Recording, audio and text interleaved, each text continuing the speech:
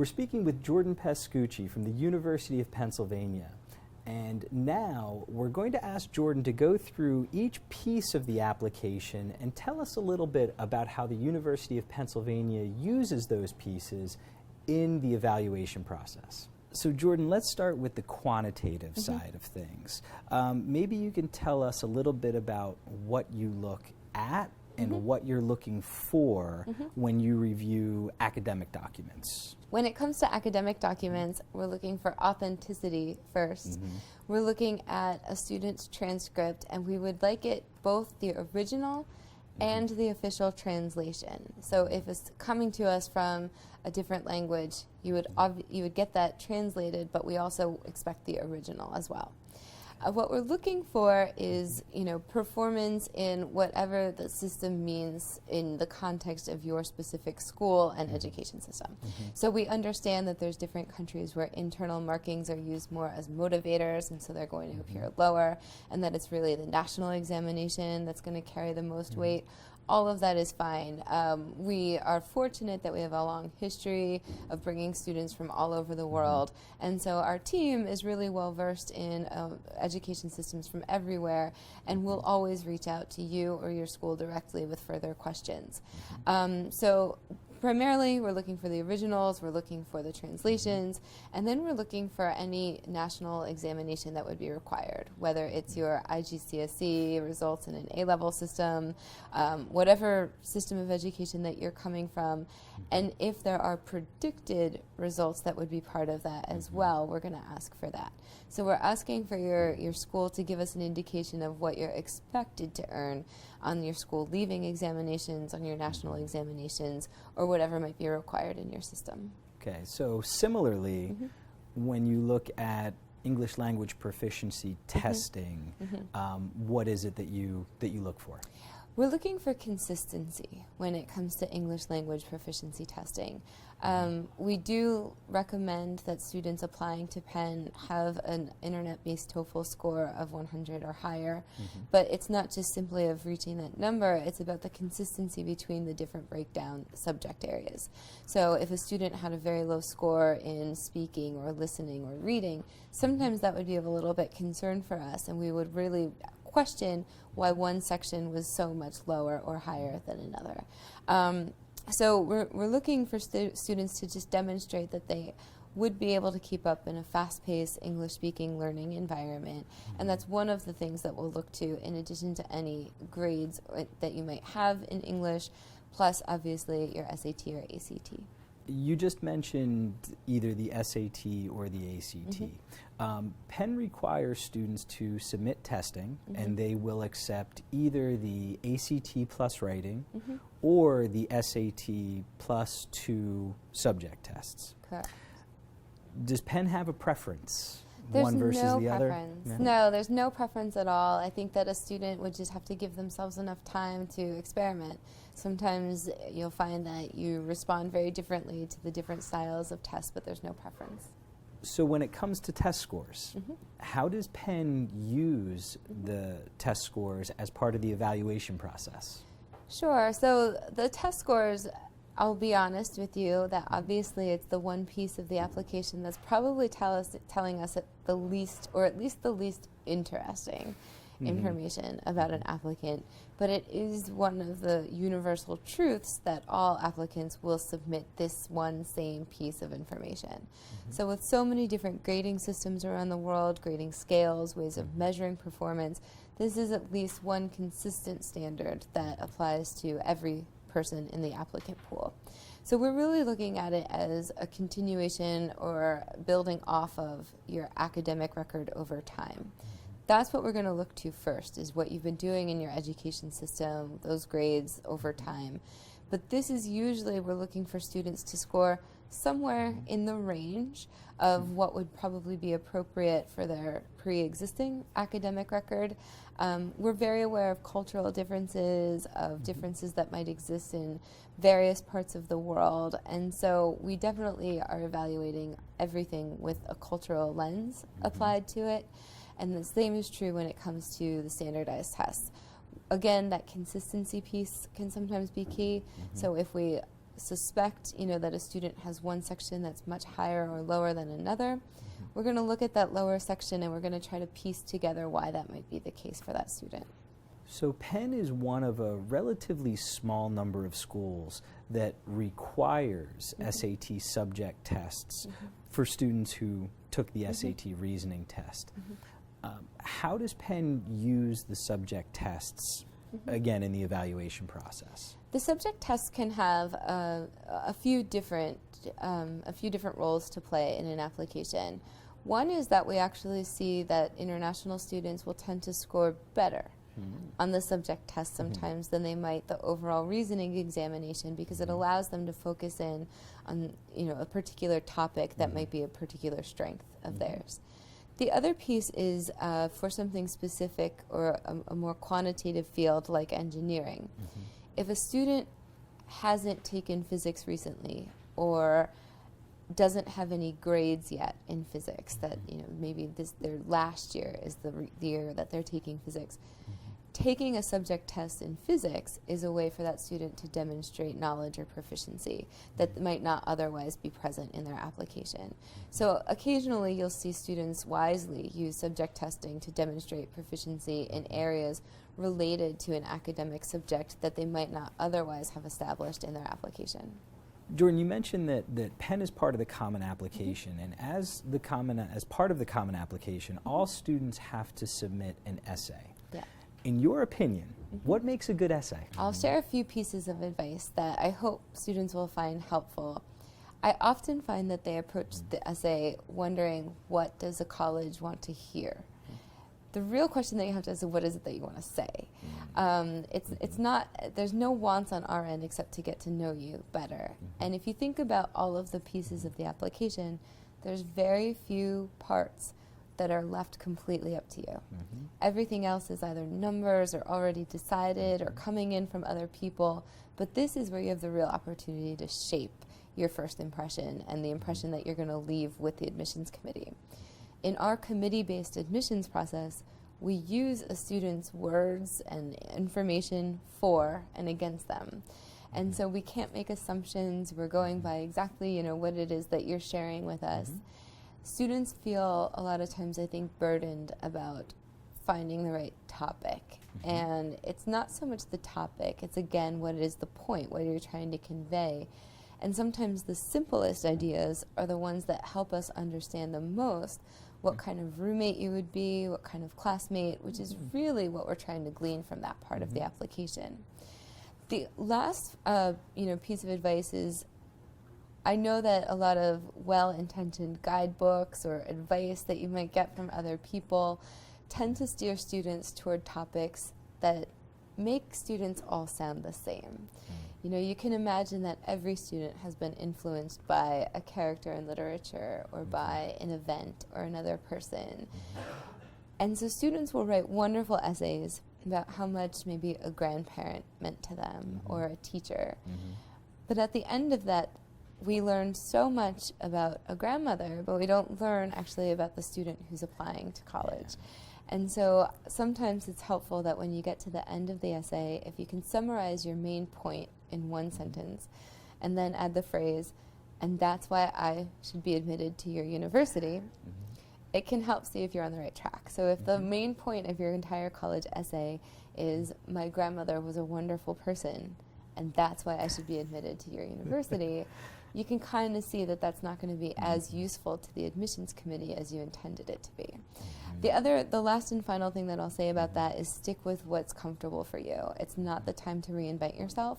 I see students a lot of times take risks and misinterpreting what that means. So, if you've never written a poem before, don't submit one for your college essay. Express yourself in a way that's comfortable for you, that sounds like you. The intended goal of this personal statement should be that in a cluster of like 20 essays, you could put them on a table and one of your best friends could come by and sort through them and pick out exactly which one is yours. Because if your best friend can recognize you from that essay, then the admissions committee has a real shot at learning much more about you. As part of the Common Application, Penn also has a supplement, which you mentioned. And on your supplement, you have an additional essay question.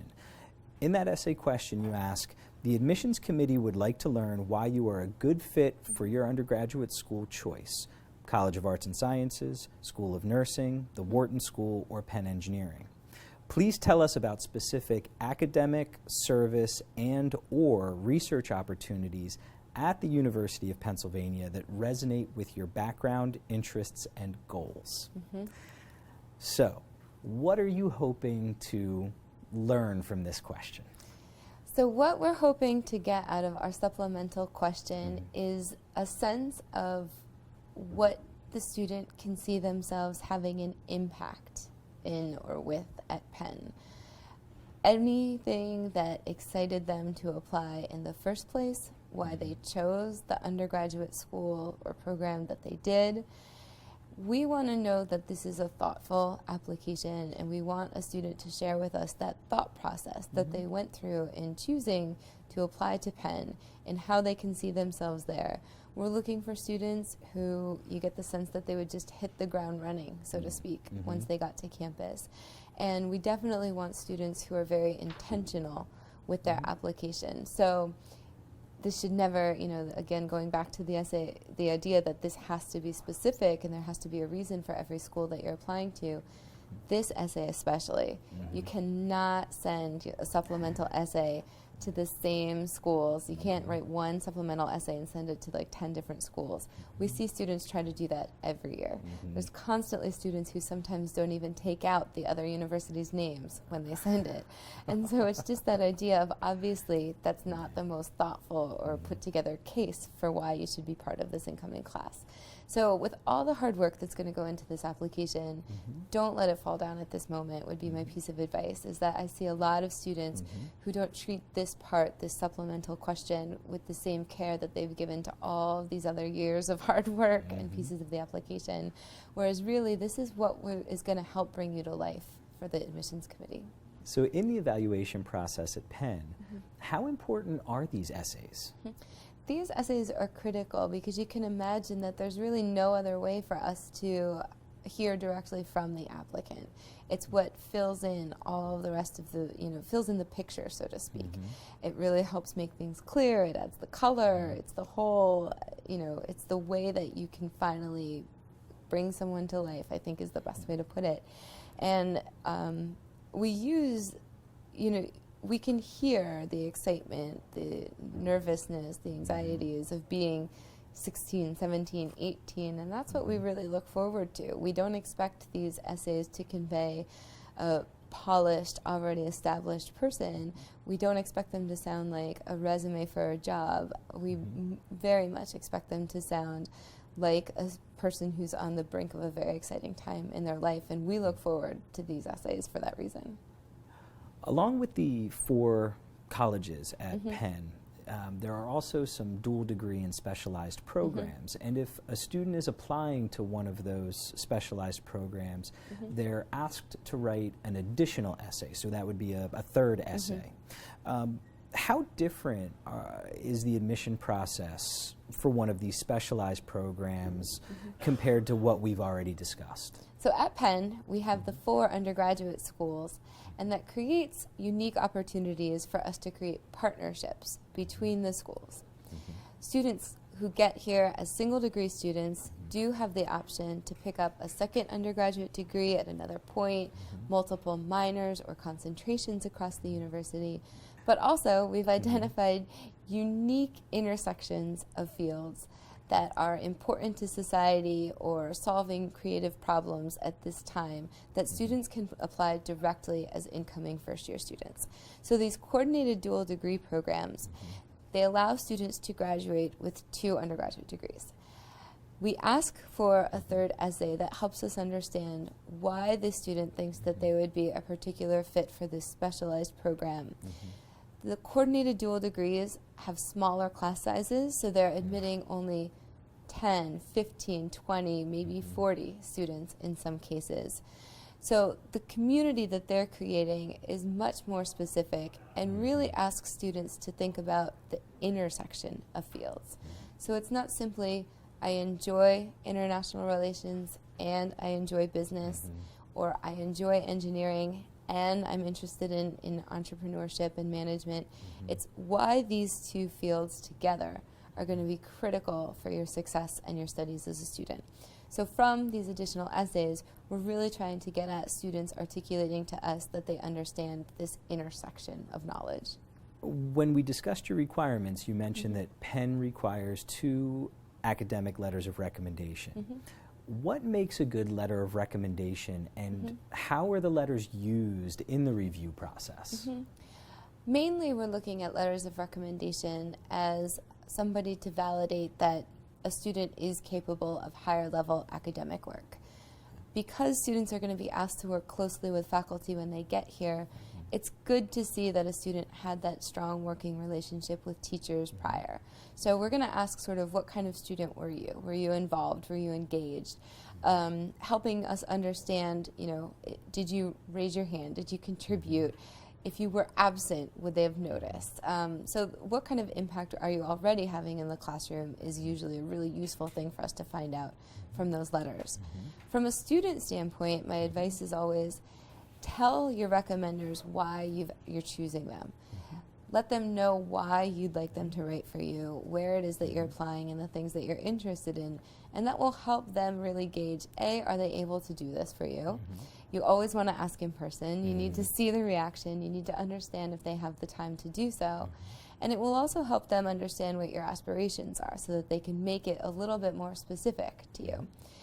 We know that there's big cultural variations, and so we joke around a lot in our international team that if you had a spectrum of teacher recommendations from around the world, you would have to put the Americans on one side because we're very full of superfluous praise where every student is the best student in their career.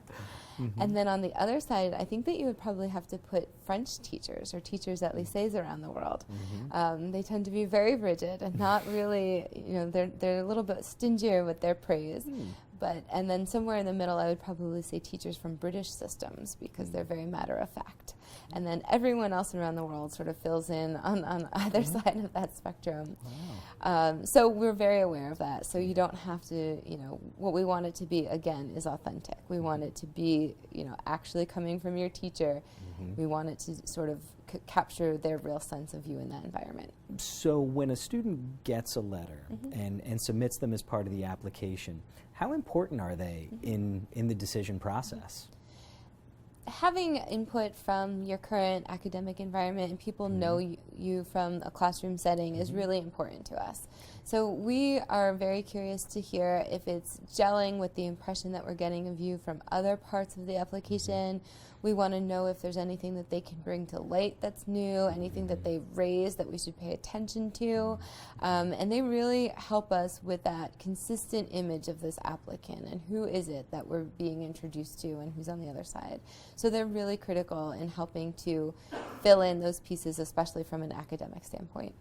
On the Common Application, it's listed that Penn will also accept the optional letter of recommendation, or an optional letter of recommendation.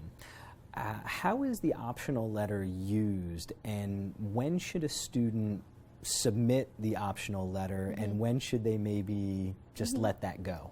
Sure. I'll try to expand to really any optional or supplemental material because I think that the same rules apply.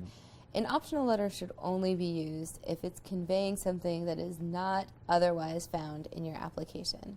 So if your teachers are already saying that you're a good student, a wonderful community member, you wouldn't need an optional letter to also add that you're a great community member, a good student involved. Definitely less is more when it comes to the application process, and I really think that that's an important lesson for students to think about. You don't want to water down your achievements. You want the admissions committee to be able to focus on the most important parts. Once it's presented once, we've captured it, we leave you, we're moving on. Whereas if we keep turning or scrolling, because it's all electronic, if we keep looking through the application and we're just seeing the same thing over and over again, it's really distracting us from bringing you to life and making you more than just the one fact that we keep learning. Same is true with a resume. What I see a failing is students will submit optional letters of recommendation or a resume, instead of using the parts of the application that are actually asked for and required. So the first thing that you have to do before you even think about including anything optional is, have you maximized the parts of the application that are already being asked for? Because that's where every admissions committee is going to first go and look to.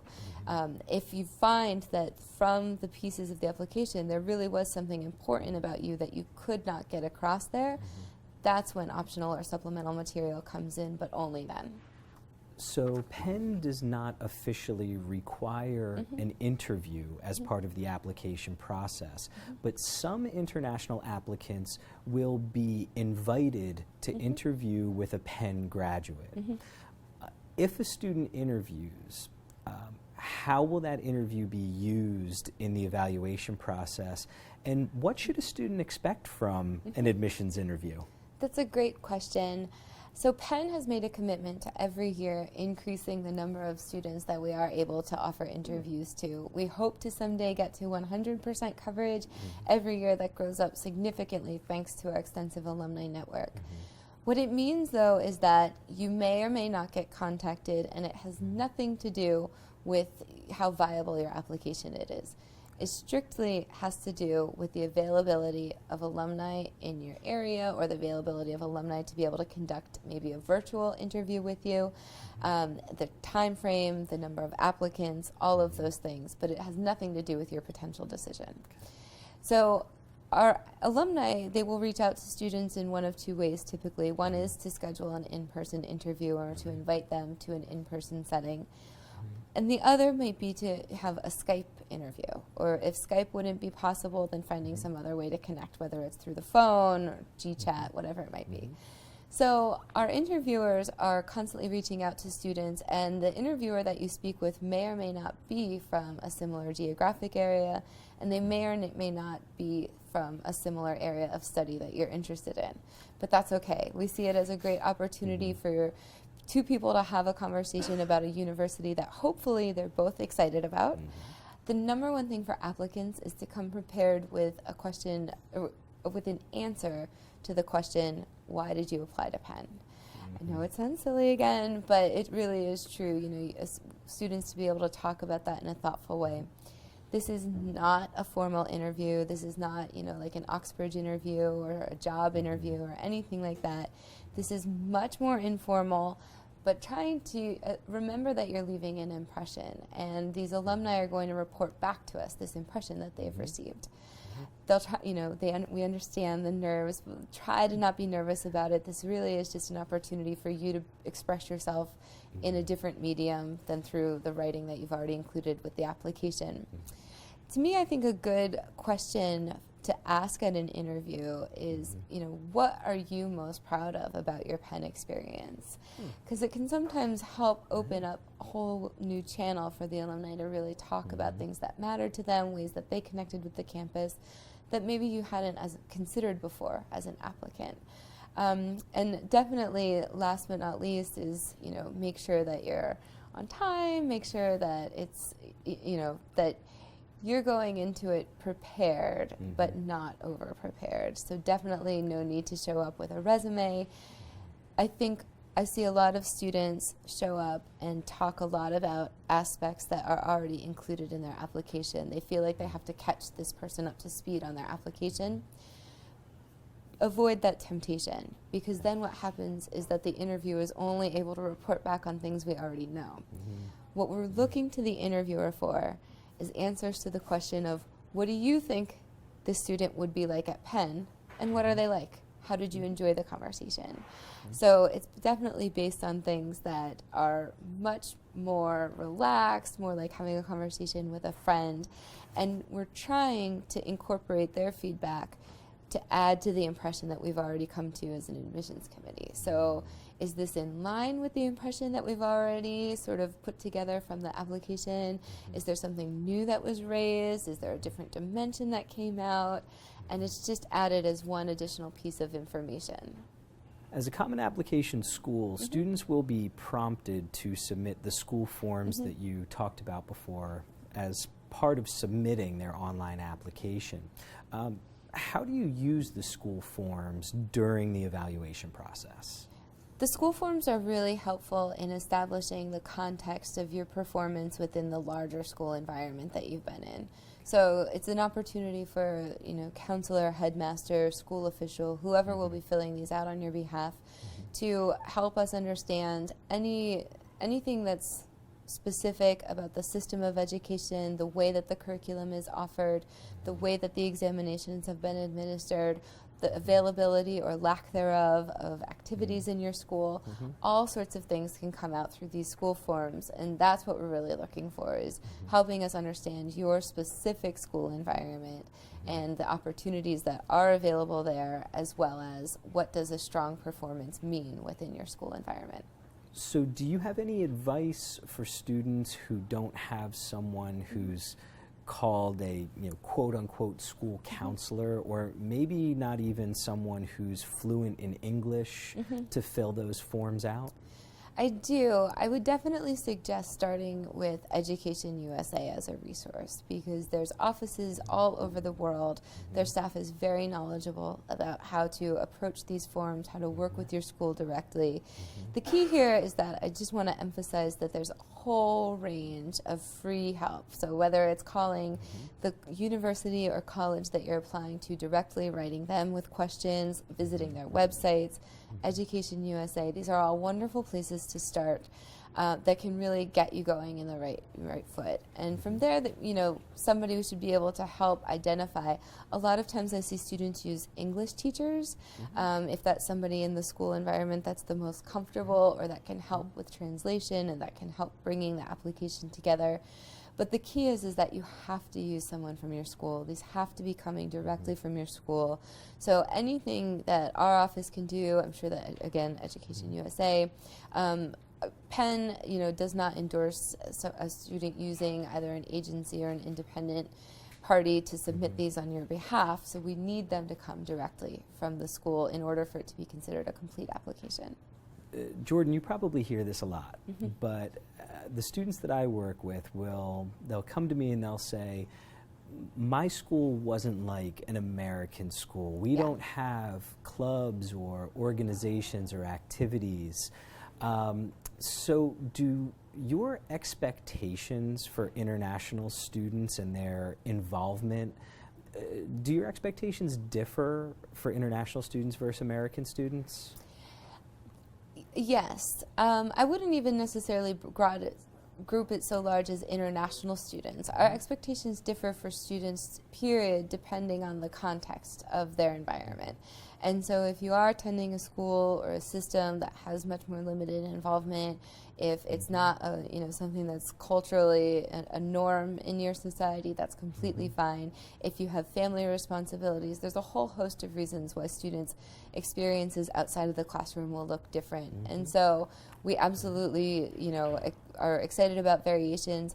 What I would say is that we want to hear from you about whatever it is that you're excited about. So it doesn't have to be an organized school activity. Maybe it's a hobby again. Maybe it's a job or a responsibility. We just want to know, what are these things that get you excited? What are these things that, when you're not in school, when you're not studying, when you're not eating, and when you're not sleeping, what might you be found doing?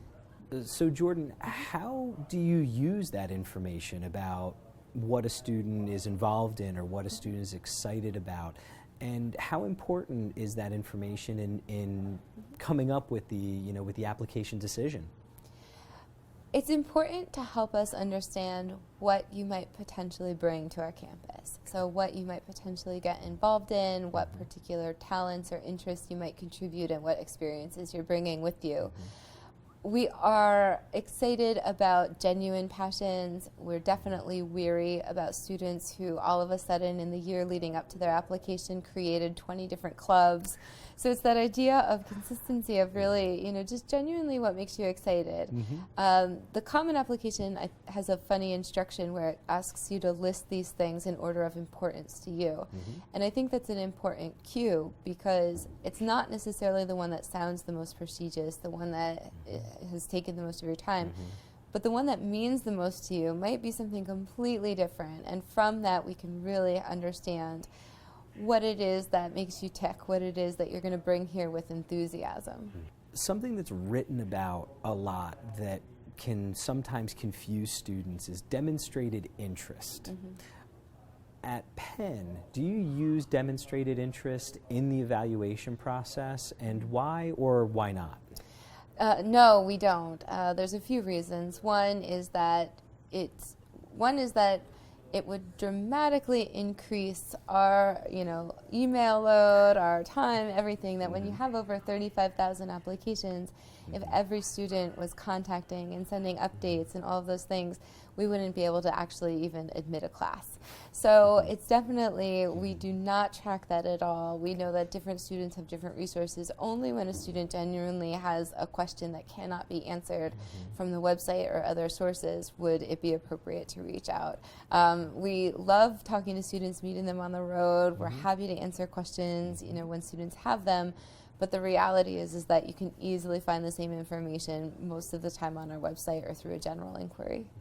So finally, in looking at all of the pieces, are there any common warning signs or problems that you see in international applications that maybe sometimes lead to denials?